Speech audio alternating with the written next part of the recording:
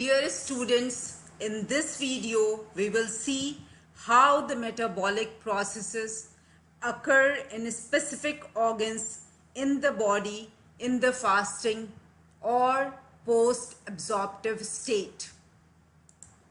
Fasting begins if no food is ingested after the absorptive period. Fasting may result from Ramadan fasting, inability to obtain food, desire to lose weight, or any clinical situations in which the individual cannot eat. In absence of food, plasma levels of glucose, amino acids, triacylglycerols, these are the main nutrients, their level will fall, resulting decline in insulin secretion and increase in glucagon release. The decreased insulin to glucagon ratio and decreased availability of circulating substrates favor a catabolic period in which degradation of triacylglycerol, glycogen and protein occur. Exchange of substrates between various organs, that is liver, adipose tissue, muscle and brain, is guided by priorities. The need to maintain adequate plasma levels of glucose and to ensure energy metabolism to brain, RBCs and other tissues utilizing glucose as a sole energy source, and need to mobilize fatty acids from adipose tissue, synthesis and release of ketone bodies to supply energy to other tissues. The metabolic fuel available in a normal 70 kg man at the beginning of the fast is shown here in this slide. As you can see in this figure that a huge amount of calories are available in the form of triacylglycerol compared to energy contained in glycogen. Like in the fed state, the flow of intermediates through metabolic pathways is controlled by the availability of substrates, allosteric regulation of enzymes, covalent modification of enzymes, induction and repression of enzyme synthesis. The metabolic changes observed in fasting are opposite to those observed in fed state. The primary role of liver in energy metabolism during fasting is maintenance of blood glucose through the production of glucose from glycogenolysis and gluconeogenesis for glucose-dependent tissues and the synthesis and distribution of ketone bodies for use by other tissues. Therefore, hepatic metabolism and extrahepatic or the peripheral metabolism are distinguished.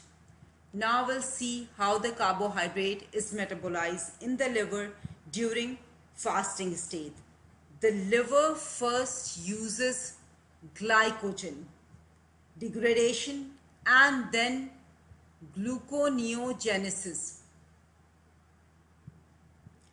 to maintain blood glucose levels, to sustain energy metabolism of the brain and other glucose requiring tissues in the fasted or the post-absorptive state. How liver releases glucose in the blood? It is possible because of the presence of glucose 6-phosphatase. This allows the production of free glucose from glycogenolysis and from gluconeogenesis. During post-absorptive period, there is increased glucagon to insulin ratio which causes rapid mobilization of liver glycogen stores by protein kinase A mediated phosphorylation and activation of glycogen phosphorylase kinase that phosphorylates and activates glycogen phosphorylase. This has already been mentioned that liver glycogen is nearly exhausted after 10 to 18 hours of fasting, and therefore hepatic glycogenolysis is a transient response to early fasting. Phosphorylation of glycogen synthase simultaneously inhibit glycogenesis. The synthesis of glucose and its release into circulation are vital hepatic functions during short and long-term fasting. The carbon skeleton for gluconeogenesis are derived from glucogenic amino acids and lactate from muscle and glycerol from adipose tissue. Gluconeogenesis is favored by activation of fructose 1,6 bisphosphatase due to decreased activity of due to decreased availability of its inhibitor fructose 2,6 bisphosphate and by the induction of phosphoenol pyruvate carboxykinase by glucagon. The decrease in fructose 2,6 bisphosphate simultaneously inhibits phosphofructokinase at phosphofructokinase 1. Now we will see how the fat is metabolized by the liver in the fasting state or the post-absorptive state. In the post-absorptive state, fatty acids obtained from hydrolysis of triacylglycerol in adipose tissue is oxidized by the liver and used as a source of energy. The fall in malonyl coenzyme A removes the brake on CPT1, that is carnitine palmitoyl transferase 1. So the result of this is that it allows the beta oxidation to occur. Fatty acid oxidation, when the fatty acid is oxidized, it causes the generation of NADH and FADH2 and acetyl coenzyme A. The NADH inhibits TCA cycle. Acetyl coenzyme A is an allosteric activator of pyruvate carboxylase and an allosteric inhibitor of pyruvate dehydrogenase, thereby favoring use of pyruvate in gluconeogenesis.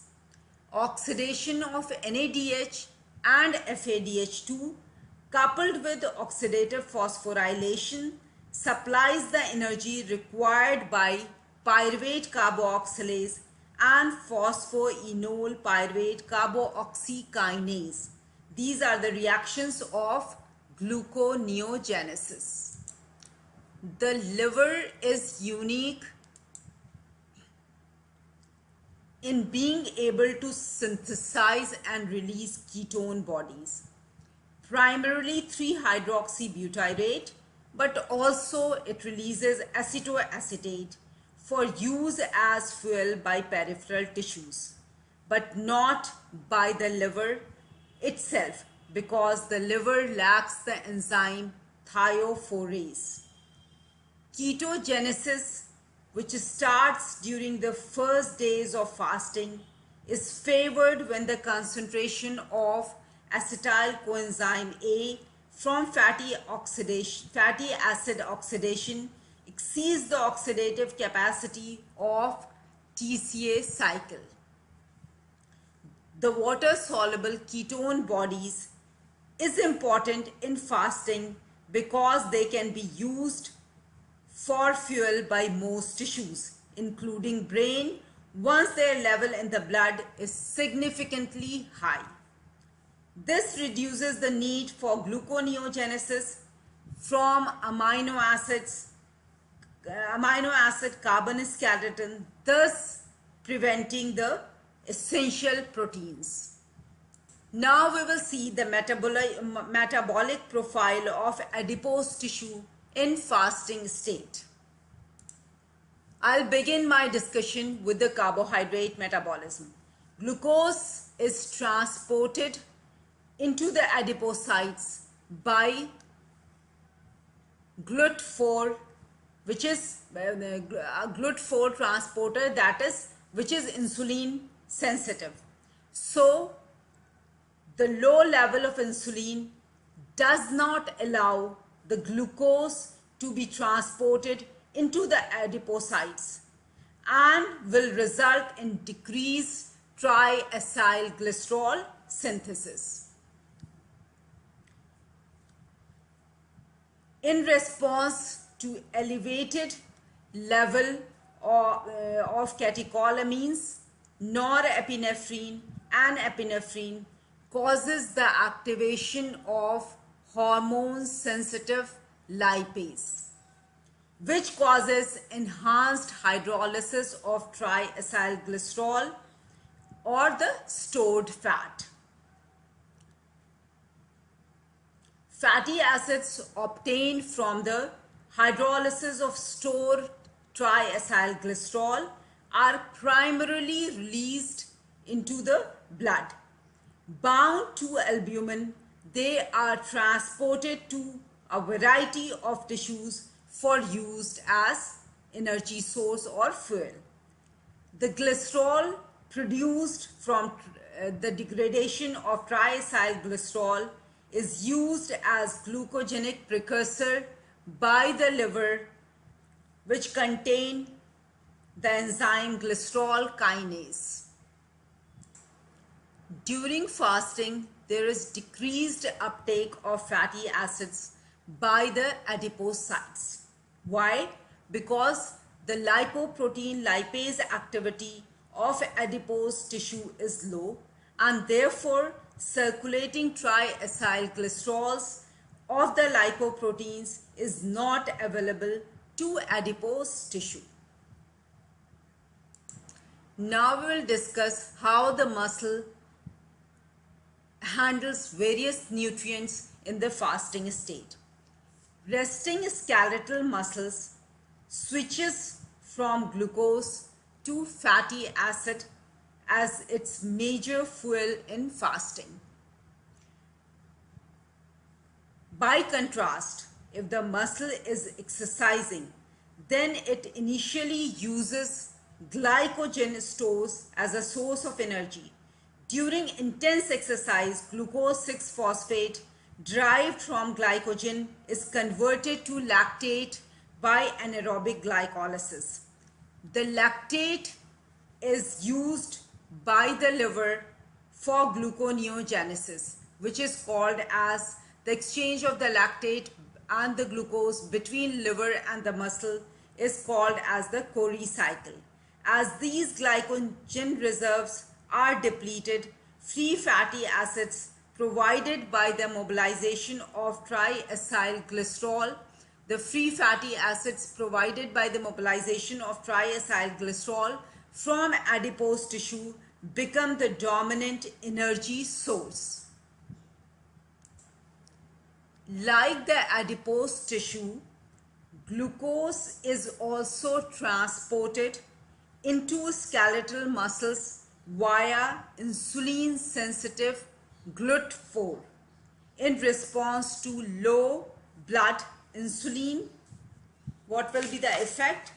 Glucose metabolism will be depressed in muscles, and therefore the glucose from hepatic gluconeogenesis is unavailable to muscle and adipose tissues. Now we'll see how the lipid is metabolized by the muscles during the fasting state. During the first 2 weeks of fasting, muscle uses fatty acid from adipose tissue and ketone bodies from the liver as a fuel. After 3 weeks of fasting, muscle decreases its use of ketone bodies. So why it's decreasing the use of ketone body? Because it's going to spare the ketone bodies to be used by the brain, and it oxidizes fatty acid almost exclusively. During the first few days of fasting, there is a rapid breakdown of protein, of the breakdown of muscle protein, providing amino acids that are used by the liver for gluconeogenesis. Because muscle does not have glucagon receptor, muscle proteolysis is initiated by fall in insulin and sustained by a rise in glucocorticoids. Alanine and glutamine are quantitatively the most important gluconeogenic amino acids released from muscle. They are produced by the catabolism of branch chain amino acids.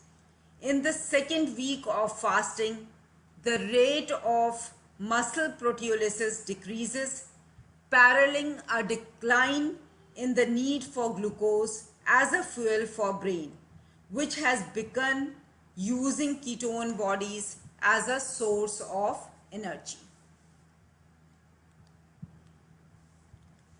During the early days of fasting, the brain continues to use glucose as a source of energy. Blood glucose is maintained by hepatic gluconeogenesis from glucogenic precursors such as amino acid from proteolysis and glycerol from lipolysis. In prolonged fasting beyond 2 to 3 weeks, plasma ketone bodies reach significantly elevated levels, which replaces glucose as the primary fuel for the brain. This reduces the need for protein catabolism for gluconeogenesis. Ketone bodies spare glucose and thus muscle proteins. The metabolic changes that occur during fasting ensure that all tissues have an adequate supply of fuel molecules. Glucose is the primary metabolic fuel for the mammalian brain, and a continuous supply is required to normal central nervous system function. The transport of glucose across the blood-brain barrier into the brain is mediated by facilitative glucose transporter, that is GLUT1.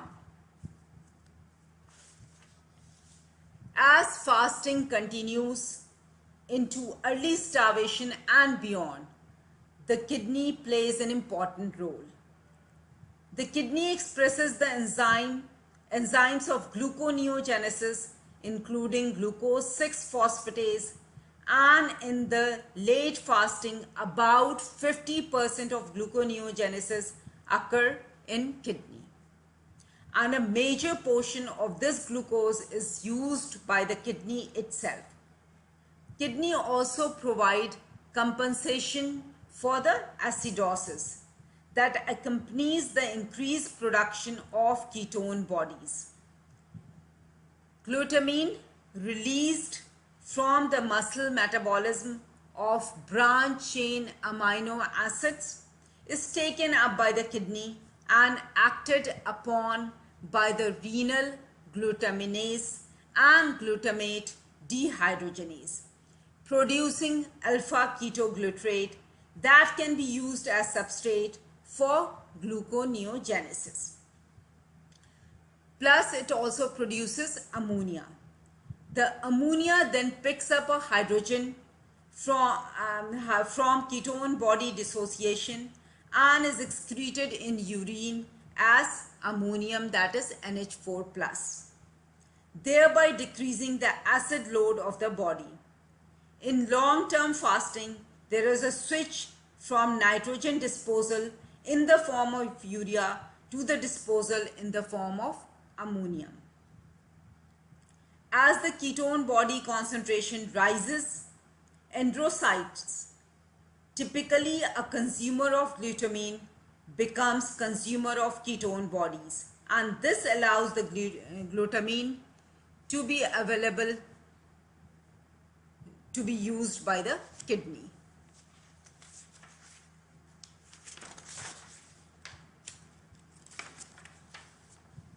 Several hours after the meal, when most of the nutrients have been absorbed from the intestine and is called as the post-absorptive state, the blood glucose level return to their normal levels, usually between 80 to 100 milligram per deciliter.